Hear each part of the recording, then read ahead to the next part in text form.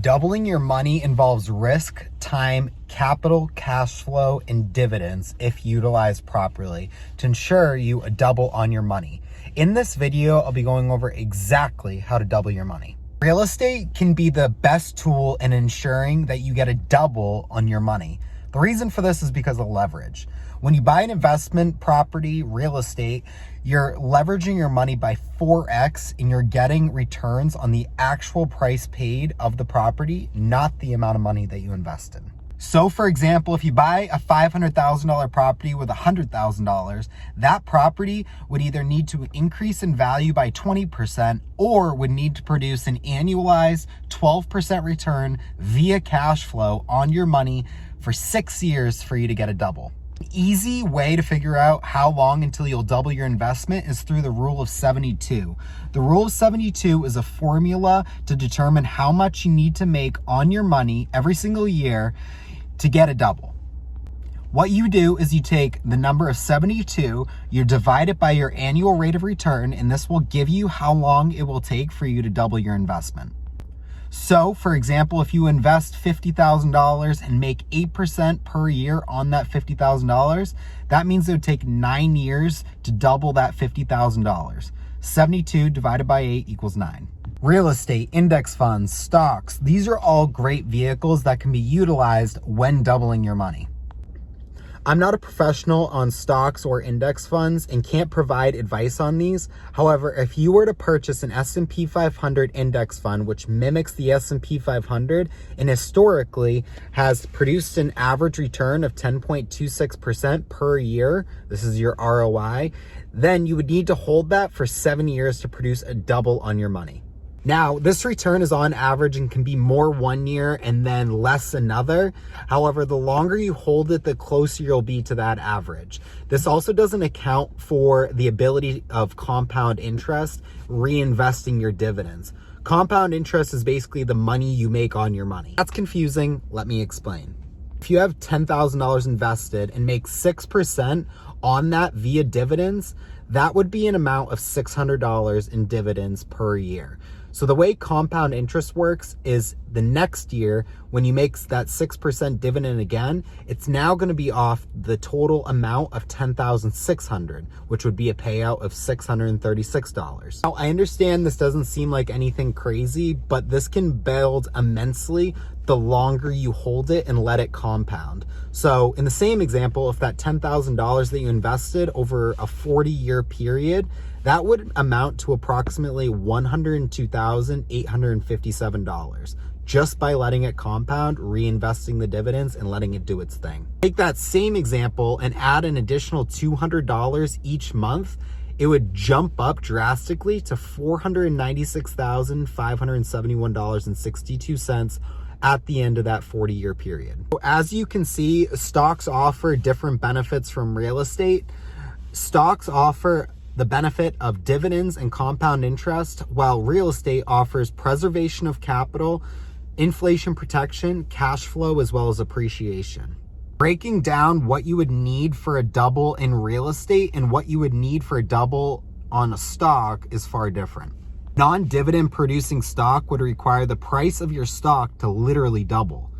It's incredibly difficult to determine when a stock will double, as there are tons of different or varying factors, and even the professionals that dedicate their life's work to stock analysis can't determine if a stock is going to double or when it's going to double. Stock investing is a game of averages. The longer you invest in, the more you dollar cost average into the funds, the more likely it is that things will balance out.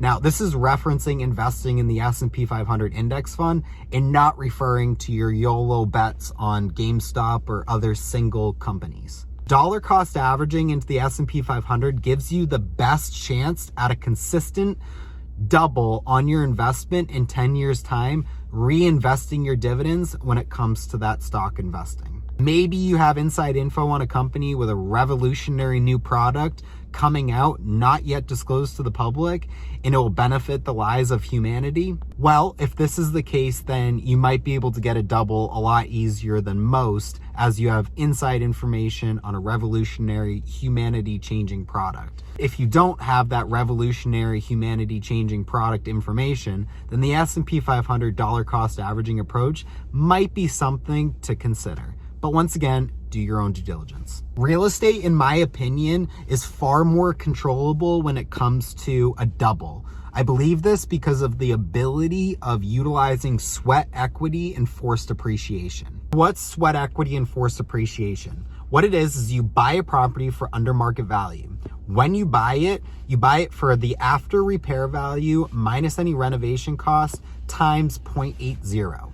By multiplying the after repair value minus renovation cost times 0.80, it builds in an extra 20% margin. All right, so what's this look like? You go into a neighborhood, you have one house that has an older person living in it, and you have a new house that was just purchased and it's fully up to date.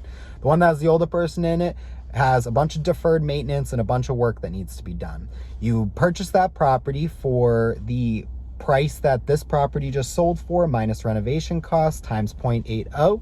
You then go into that old property that has all that deferred maintenance, the old wallpaper, the out-of-date bathrooms, the out-of-date kitchen, and you go ahead and fix that up yourself. This is what's called forced appreciation and sweat equity. Keep in mind, when you go into the property and fix up the bathrooms, kitchens, and the wallpaper and stuff like that, you're looking to make it look like the property that just sold for the after repair value that you're chasing. Don't over improve it. Just bring it up to the comps. Basically, now what you did is you bought a property, you updated it, and you built in 20% equity directly into it. Ideally, your renovation costs were overinflated and they came in lower than expected, so you have an even more equity. But this is how you ultimately will start your process to doubling your money. What's this look like? You have two properties next to each other. One's worth $600K, and then you're going to buy the other one for $432,000. That $432,000 came from $600 minus $60,000 to renovate the property times 0.80.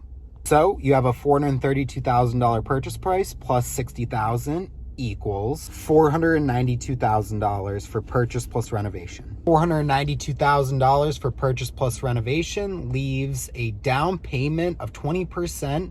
20% of $492 would be $98,400. Now you own a $600,000 property for $492,000, all while acquiring them with only $98,000. So congratulations, this is your first double. You used $98,000 to purchase a $492,000 property that's really worth $600,000. That's $108,000 equity capture. So now you just turned your $98,000 into $206,000. This is the formula that house flippers use. This is obviously a vacuum seal scenario, but I just wanted to give you guys a high level overview of how you could double your money by utilizing forced appreciation as well as sweat equity. Another way you can get a double in real estate, which I personally have done multiple times, is a tried and true method, is by utilizing that distressed purchase approach with multifamily real estate. So I purchased a distressed duplex for under market value in a larger population area. I then fixed up each one of the units to market comps. I then turned over the units to increase the cash flow of the actual property. So the way I acquired my double on this is by utilizing the lower mortgage payments due to purchasing the distressed property.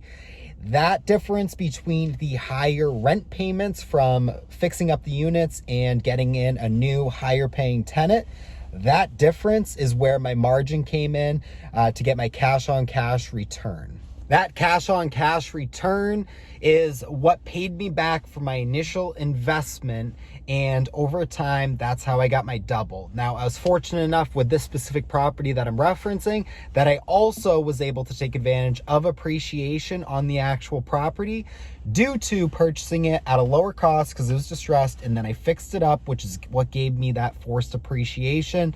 And then it further appreciated even more because I had higher paying tenants in there, and if someone else was to buy it, they'd get a higher return on their initial investment due to the higher income the property produces. Now, there is another way that you could get a double and then some on your investment, and it's not real estate and it's not stocks. And this also might be good for people that don't have a lot of money right now and they're still starting out. And this would be by learning. Buy some self-improvement books, learn the lessons, and implement them into your daily life so that way you can go ahead and start to increase your income. It's more common than not that when you do this, you'll start to see your life change for the better and your income will increase accordingly as well. And it'll increase far more than the $20 or $30 that it costs to buy the book. Few books that will give you more than a double on your investment are Think and Grow Rich by Napoleon Hill, Influence is Your Superpower by Zoe Chance, The Wealth Creation Formula by Grant Cardone, The Personal MBA by Josh Kaufman, and then Rich Dad, Poor Dad by Robert Kiyosaki. These will be a really great start to build your wealth creation foundation and amplify your income. Whatever route you take, I hope you got some clarity on different ways that you can double your money. Investing involves risk, so make sure you do your own due diligence and pick the best option for you to maximize your return while minimizing your risk the best you can. Thank you so much for watching. Make sure you like and subscribe. I'm looking to get to 100,000 subscribers by 12/31 of 2024. If I hit that number, I will be donating the full month of December's proceeds from YouTube to the American Cancer Society. So make sure you like, subscribe, and share the video with your friends and family. Thank you so much for watching, and go check out one of my other videos right here.